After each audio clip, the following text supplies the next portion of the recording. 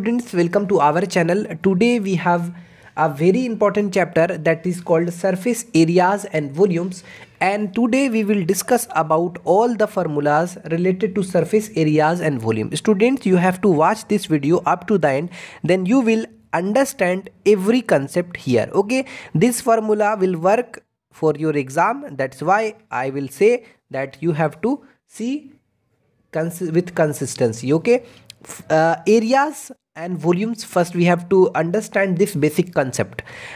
What is areas? The area is defined as the region covered by the object. यानी जो object के द्वारा जो एरिया कवर किया जा रहा है, यानी जो रीजन कवर किया जा रहा है, वही हमारा एरिया है. समझ में आ गया? The area is defined as the region cover by the object. Whereas volume क्या है? Is called as the capacity of the object. देखो, एरिया और आपका वॉल्यूम में फ़र्क है. वॉल्यूम की जब बात आती है तो हम लोग कैपेसिटी की बात करते हैं, और एरिया की जब बात करती है तो वो कितना घिरा हुआ है ना. जो region cover by the object के द्वारा जो रीजन कवर किया गया है वही एरिया है. ठीक, यहाँ पर एरिया का जो यूनिट होता है वो स्क्वायर यूनिट होता है, और आपका वॉल्यूम का जो यूनिट होता है वो क्यूबिक यूनिट होता है, यानी क्यूब यूनिट भी बोल सकते हैं. यहाँ पर बेसिकली जो आपको आपके एग्ज़ाम के लिए जो फार्मूला आपके लिए काफ़ी इंपॉर्टेंट है उस पर हम बात करेंगे और कोशिश करेंगे आपको समझाने के लिए. देखिए, क्यूबॉइड क्या होता है?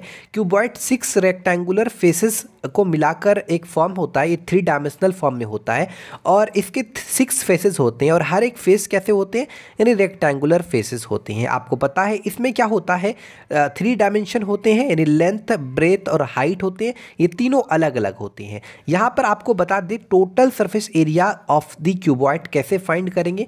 यहाँ पर आपको बता दें जो नीचे वाले जो फेसेस देख रहे हैं, ये जो बॉटम का, आपको तो बता दिए कि हर एक फेसेस रेक्टेंगल का फॉर्म होता है क्यूबॉइड में. तो ये जो नीचे वाले का एरिया और जो टॉप वाले का एरिया वो बराबर होता है. इसे नीचे वाले का एरिया एल बी है और ऊपर वाले का एरिया भी एल बी होगा. ठीक, उसी तरह ये जो फ्रंट वाला आप देख रहे हैं, जो फ्रंट वाला पार्ट देख रहे हैं, फ्रंट फेसेस, इसका एरिया एल एच है.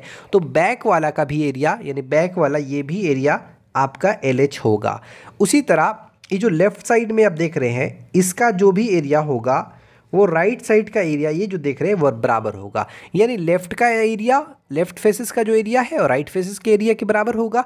टॉप का बॉटम के मतलब जो टॉप का जो एरिया होगा वो बॉटम के एरिया के बराबर होगा. जो फ्रंट वाला देख रहे हैं, ई एफ जी एच, ये फ्रंट वाला का एरिया, फ्रंट फेसेस का एरिया और बैक फेसेस का एरिया आपका बराबर होगा. इस बात को याद रखना है. ठीक है, तो स्टूडेंट कुछ करना नहीं, total surface area of the cuboid याद रखने का सिंपली ट्रिक बता रहे हैं आपको.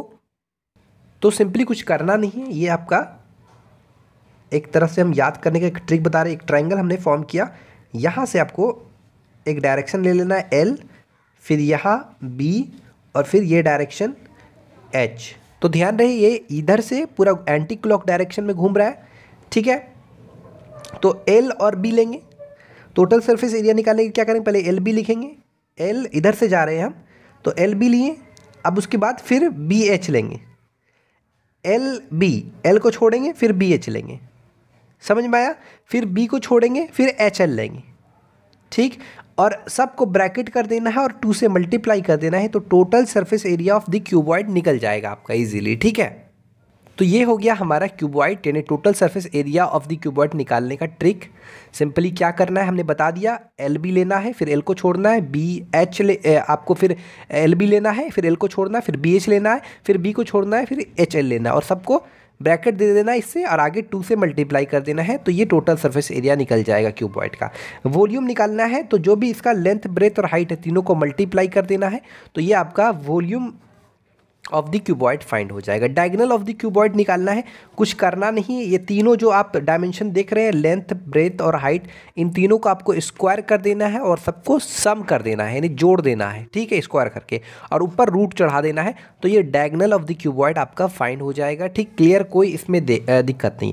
एरिया ऑफ द 4 वाल्स बोलेगा. देखो, 4 वाल मतलब क्या होता है? ये जो आप टॉप वाला देख रहे हो, ए ई बी एच, और ये जो आपका बॉटम वाला देख रहे हो CFDG, इसका आपको नहीं लेना है, इसका एरिया को आपको एक्सक्लूड कर देना है, इसके एरिया को आपको नहीं लेना है।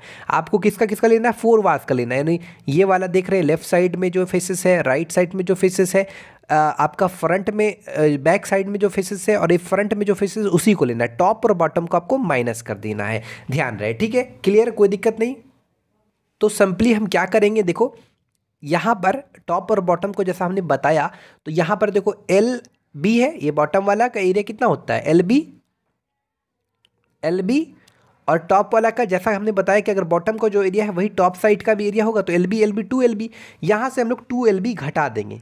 तो इसमें जब आप 2LB घटाओगे, मान लो 2LB plus 2BH plus 2LH, ये चीज़ है, इसमें से 2LB जब घटा दोगे तो यही ना बचेगा, फिर यहाँ से 2H कॉमन ले लोगे, तो देखो 2 गुना H L प्लस B, समझ में आ रहा है, H कॉमन ले लोगे तो 2H कॉमन आ जाएगा। एक्चुअली यहाँ पर 2H जब कॉमन आ जाएगा तो क्या बचेगा, L प्लस B बचेगा। तो यही हमारा एरिया हो गया, टोटल सरफेस एरिया जो हो गया, एरिया ऑफ 4 वॉल्स, ठीक है, ऑफ अ रूम, क्लियर। ये हमारा एरिया है तो स्क्वायर यूनिट्स होगा। ये हमारा स्टूडेंट्स क्यूब है। क्यूब जो होता है इसमें भी 6 फेसेस होते हैं और इसका हर एक फेस जो है स्क्वायर का बना होता है। ध्यान रखिए इसमें लेंथ, ब्रेथ और हाइट बराबर होता है, ठीक है। इसको हमने A के बराबर कंसीडर कर लिया, ठीक। तो यहाँ पर हमारा लेंथ भी A है और ब्रेथ भी A है और हाइट भी हमारा A है। तो total surface area of the cube क्या हो जाएगा, 6 गुना A स्क्वायर। ध्यान रखिएगा, एक आपका यहाँ पर हर एक जो फेसेस है वो स्क्वायर का बना होता है और हर एक फेस का जो एरिया होता है वो A स्क्वायर होता है। तो 6 फेसेस है तो कितना हो जाएगा total surface area, 6 Guna A square.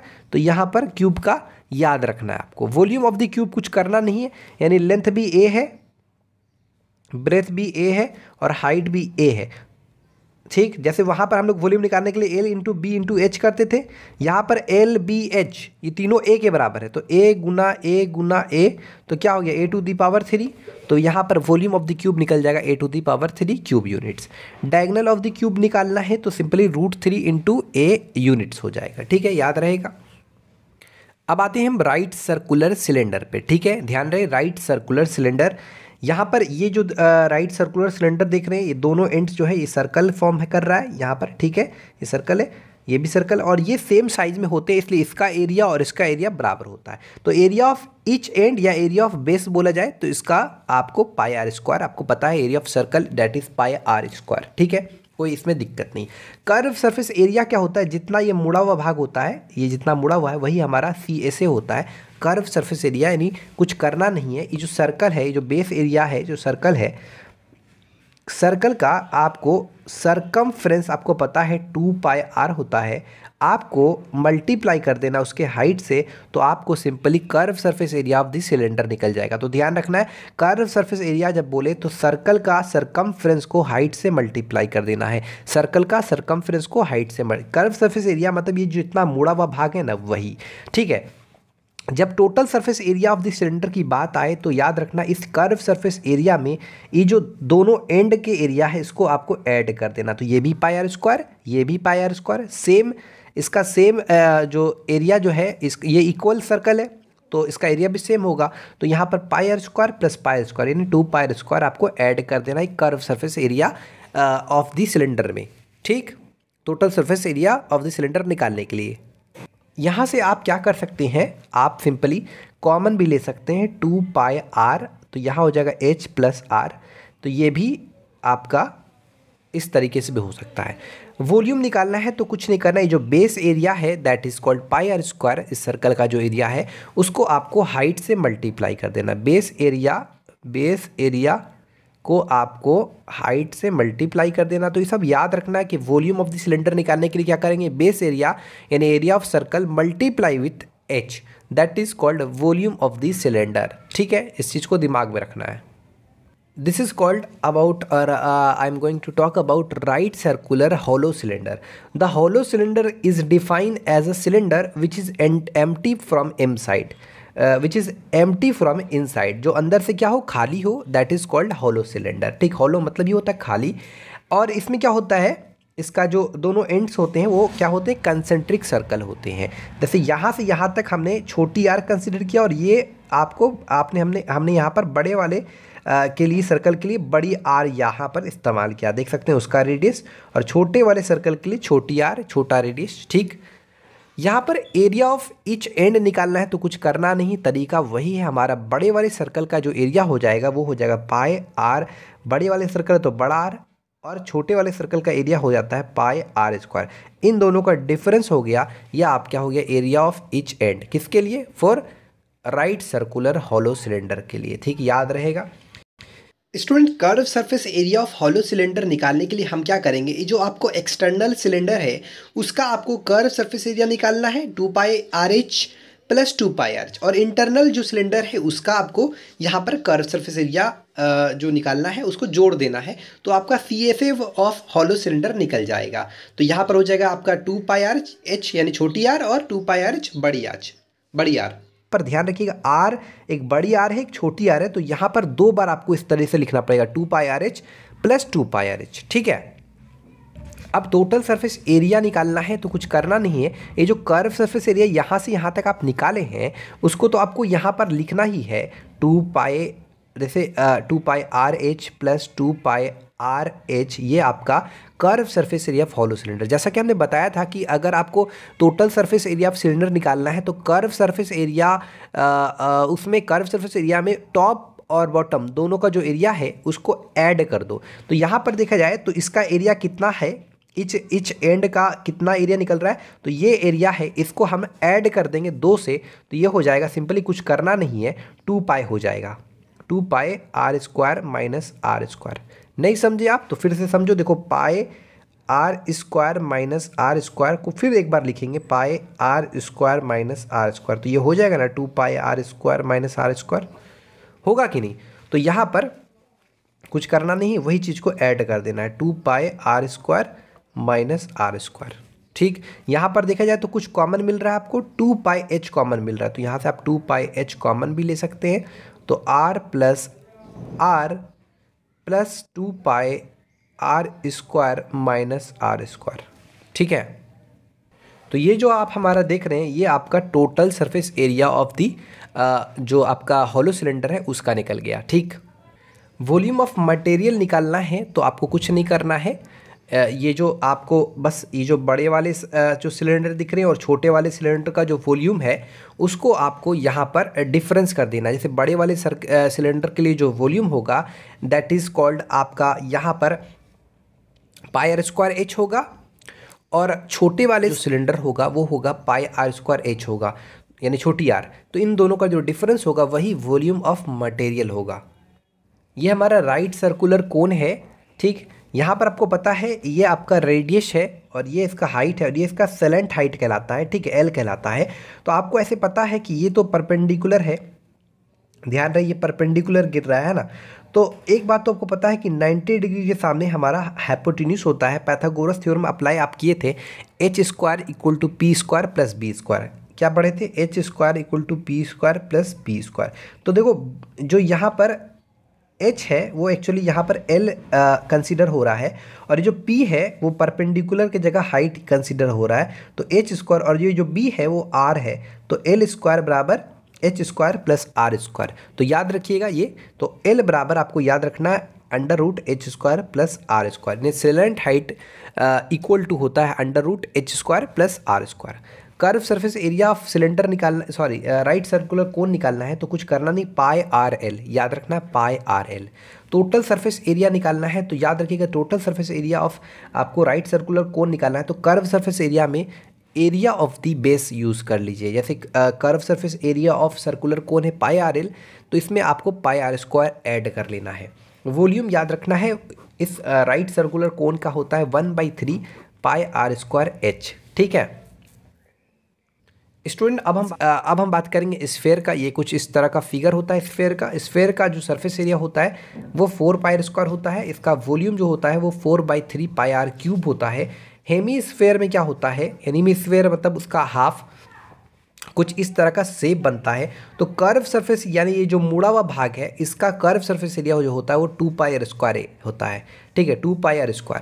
लेकिन आप टोटल सरफेस एरिया बोलेगा तो ये जो एरिया देख रहे हैं इसको भी आपको इंक्लूड कर देना होगा, तो आपका टोटल सरफेस एरिया निकल जाएगा 3πr²। ठीक, वॉल्यूम निकालना है तो फॉर्मूला होता है curve surface volume of hemisphere that is 2/3πr³। जैसे आपका यहाँ पर जो इसका जो स्फेयर का जो वॉल्यूम था वो 4/3πr³ था, तो यहाँ पर इसका 2/3πr³ हो जाएगा। ठीक है, बस कुछ करना नहीं, इसका हाफ कर देना है ना, 1/2। इसको अगर हम 1/2 से मल्टीप्लाई करते हैं, जैसे वॉल्यूम ऑफ अगर हमको हेमीस्फेयर निकालना है तो इसी को हम लोग 1/2 से मल्टीप्लाई कर देते हैं, हाफ है तो 4/3πr³, तो 2 दूना 4, 2/3πr³। ठीक है, ये हमारा स्फेरिकल सेल के बारे में। यहाँ पर आपको बता दें स्फेरिकल सेल क्या है, एक 2 कंसेंट्रिक स्फेयर है एक्चुअली। ठीक है, यहाँ पर आउटर सरफेस एरिया निकालना है तो कुछ नहीं 4πr² होगा। ठीक, आउटर सरफेस एरिया ये जो बड़े वाला जो स्फेयर है उसका एरिया 4πr² और इनर सरफेस एरिया ये छोटे वाले जो स्फेयर है उसका एरिया यहाँ पर 4π छोटी r² हो जाएगा। ये मटेरियल निकालना है तो बड़े वाले जो स्फेयर है उसका आपको वॉल्यूम और छोटे वाले स्फेयर का जो वॉल्यूम है उनका आपको यहाँ पर डिफरेंस आपको कर देना है। आपने ऐसे ऑलरेडी पढ़ा है कि स्फेयर वॉल्यूम ऑफ स्फेयर जो होता है वो 4/3πr³ होता है। तो ये बड़ा वाला स्फेयर है तो 4/3π बड़ी r³ है, और ये छोटा वाला स्फेयर है तो 4/3πr मतलब छोटी r³ है।